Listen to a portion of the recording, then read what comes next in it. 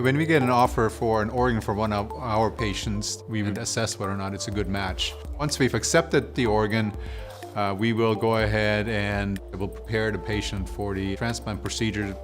Well, usually, because time is of the essence of heart transplantation, the patient is already in the operating room. Our patient will be placed under anesthesia. We'll start the opening the chest. Communication is critical. Dr. Bayona and I were continuously talking to Dr. Marala to find out where in the recovery process he is so that we can time the surgical procedure optimally, and then that we're ready to go to explant the recipient's heart once the donor organ arrives. So the whole process from the time I get the phone call that there is an organ to the delivery of organ back at UT Southwestern was, in this particular case, close to 12 to 13 hours. Close to 80% of the times we are flying out of Dallas. Once we reach the hospital, we are in the OR. Often there are multiple teams involved, and everybody agrees on the time to stop the heart. We express gratitude to the donor for the sublime sacrifice and the donation that he's offering, and we offer a moment of silence. And then we start the process. Once the heart is arrested and taken out, your clock is ticking off. So time is very crucial. The shorter the time, the better it is for the organ.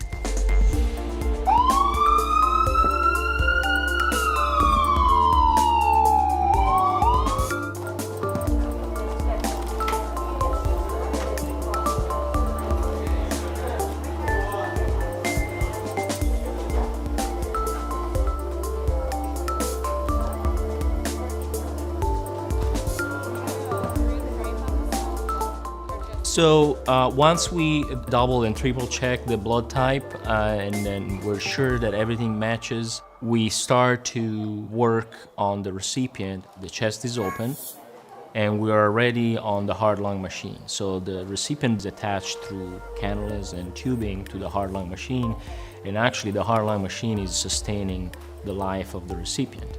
And that allows us to work on the heart of the recipient. We start to do surgical maneuvers that we call dissection, and basically those maneuvers are allowing us to take out eventually the heart from the recipient, from out of the chest.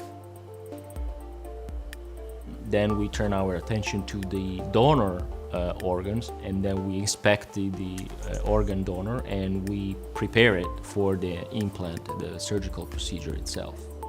And once it's prepared on the backside table in the OR, then we bring the organ to into the chest of the recipient, and then we start to suture through a very precise sequence of events the new donor organ into the recipient itself.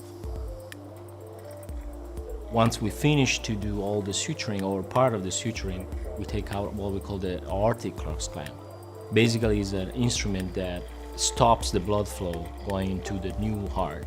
And once we take that out for the first time, the blood from the recipient is actually mixing up with the organ donor. And that's when usually after like few seconds the heart starts to beat, and that's probably the most important and most rewarding part of the operation itself. While it's exciting to see that first heartbeat again from the donor heart after we remove the cross clamp, ultimately the heart has to be able to support the blood flow to the body, and we can't really assess that until we are fully off the heart-lung machine. So once we achieve that, that's when we know the transplant has been successful.